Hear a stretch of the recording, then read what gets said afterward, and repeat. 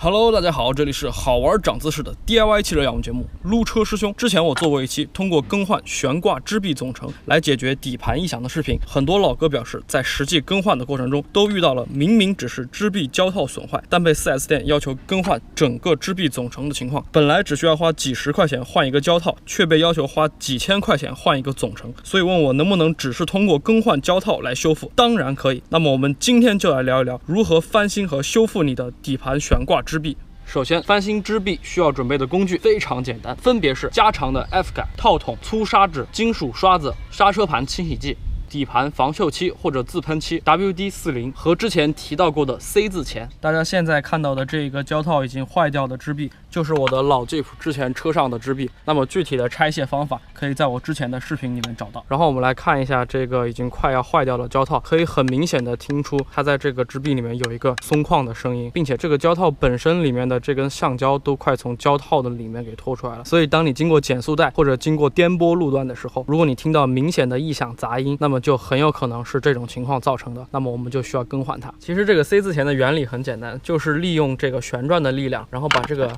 胶套从这个支臂里面顶出来，所以我们这边就需要来一个套筒，然后把它套在这个地方，然后确保它这一块是空着的，然后这边盖上，它待会儿就会把这个胶套从这个里面顶到这个套筒里面来，那么我们就把它先组装上去。然后我们用套筒把它套在这个上面，然后使用 F 杆，因为 F 杆的力矩很长，所以它比较省力。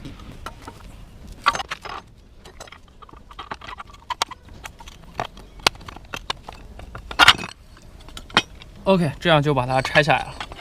然后我们现在需要用砂纸、铁刷子和刹车盘清洗剂来先清洗一下这个旧的支臂。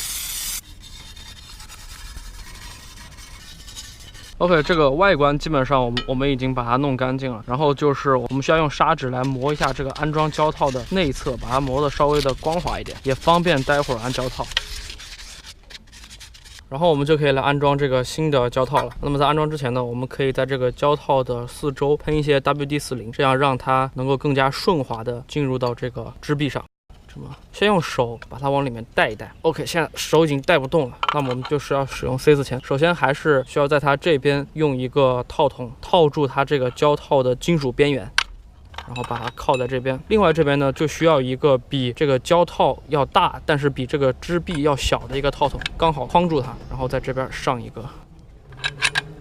然后把它这样组装好。这个 OK， 那我们依然还是要在这边使用到 F 杆，然后扭动它，就可以把这个胶套给挤进去。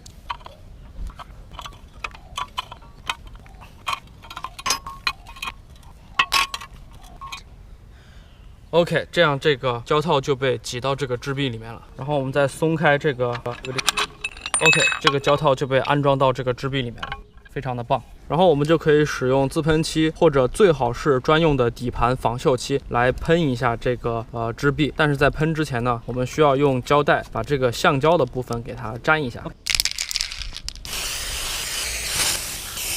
OK， 这样就大功告成了。所以只要你的原车支臂没有变形，那么就能通过更换胶套的方式来修复。这样修复至少比直接更换支臂总成要节约90%以上的成本，并且能够有效的避免换到副厂零件的风险。所以如果这个视频能够帮你省下一大笔钱，那么请把它分享给你的朋友。如果你想获得更多自己动手保养汽车姿势，请搜索关注撸车师兄，每周3更新。我们下周再见，拜拜。